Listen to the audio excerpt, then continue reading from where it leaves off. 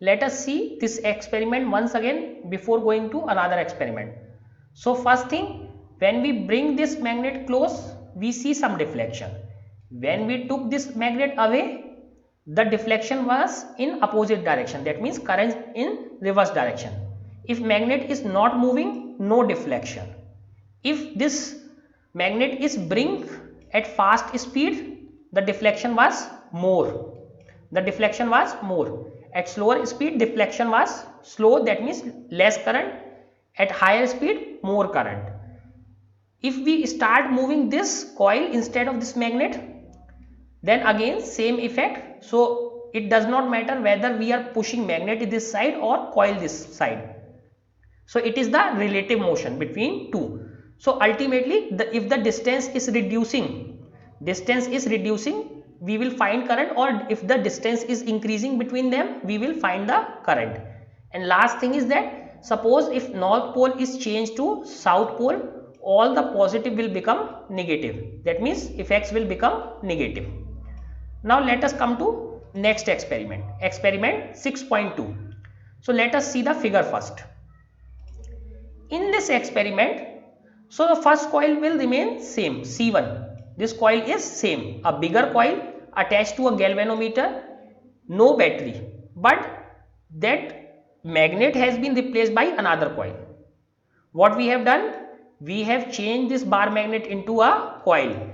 Until now you know that coils can also produce magnetic fields. Coils also produce magnetic field, and similar kind of magnetic field are produced by these solenoid or electric wire coils. So same type of magnetic field is produced by different type of coils. So what we have done? We have simply changed this bar magnet by coil. That's all. Now let us see what happened in this case.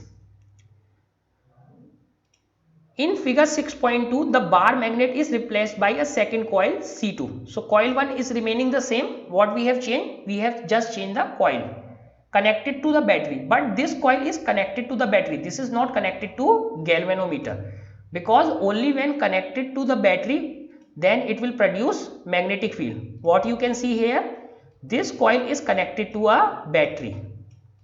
This coil is connected to a battery. Okay, so some current is flowing into this, and because of that current flow, a magnetic field is generated in this coil. So this coil is producing magnetic field. The steady current in the coil C2 produces a steady magnetic field. So what we can see, there is a current, and current produces the magnetic field. First we replace the magnet with coil, and we flow some current to produce magnetic field. As the coil C2 move towards coil C1, so if we start moving this coil C2 towards C1, the galvanometer shows a deflection. So we get a deflection. This indicates that electric current is induced in C1. So if similar to magnet, if we start moving this coil, so we get a deflection in the galvanometer. So this goes from 0 to some value, let us say positive value. When C2 is moved away, the galvanometer shows a deflection again, but in the opposite direction. So if we are moving this away, galvanometer shows in a deflection in opposite direction. Similar to the magnet, similar to bar magnet. The coil deflection lasts as long as C2 is in motion. Same thing, if we stop moving this thing, if this is stopped, the motion of the galvanometer also stops. When the coil C2 is held fixed, so now we have fixed this, and C1 is moved. So again we are start moving this C1, the same effects are observed. Each and everything is same as we have learned in case of bar magnet. What is changed? Only thing changed is we have replaced that bar magnet with a coil connected to a battery. That's all. So what we have got from this? It is the relative motion between two coils that induces the electric current. So relative motion between two coils that induces the electric current. But they have forgot to mention this one thing, that one coil must be connected to a battery. One coil must be connected to a battery. If this was also not connected to a battery, then what is the meaning of relative motion? Okay, so this they have forgot to mention. One coil must be connected to a battery, then it is the relative motion between the coils that induces the electric current. So this is important, that one coil must be attached to a battery. We must see a note first, which is written here. So whenever the term coil or loop is used, so what is the meaning of this coil or loop? It is assumed that they are made of conducting material, that means let us say copper wire, and are prepared using wires which are coated with insulated material. So copper wire with some insulating material, those can form a coil or a loop, that is called a coil. Now let us come to experiment 6.3. So we have seen the experiment with the magnet, we have seen experiment with the coil in which battery is connected, that means this coil was behaving like a magnet. Now this third experiment, the above two experiment involved the relative motion between a magnet and a coil and between two coils. What was we saw? What did we saw? In the first, magnet and a coil, motion between magnet and a coil, and then in the second one, motion between two coils respectively. Though another experiment, Faraday showed that this relative motion is not absolute requirement.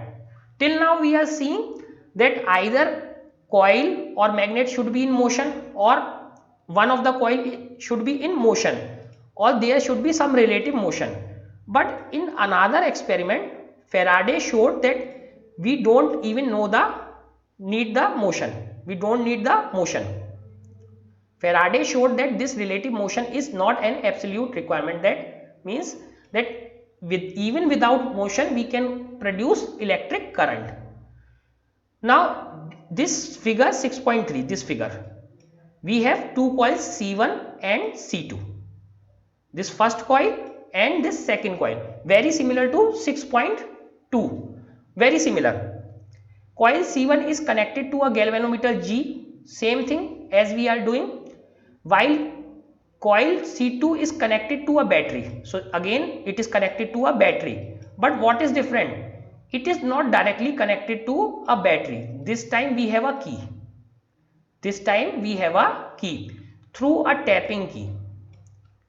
Through a tapping key. That means we can tap to switch on. If we remove tap, this is switched off. Tap, switch on. So this kind of key. So this is let us say one side negative, this is positive. So if we tap it on this, connection is made, so current is flowing. If we remove this, connection is removed. So there is a spring, this is a tapping key. So if pressed, then current is flowing. If it is not pressed, current is not flowing. So only thing change is this key. With the help of this key, we can flow current or we can remove current from this coil. So let us see what has happened in this case.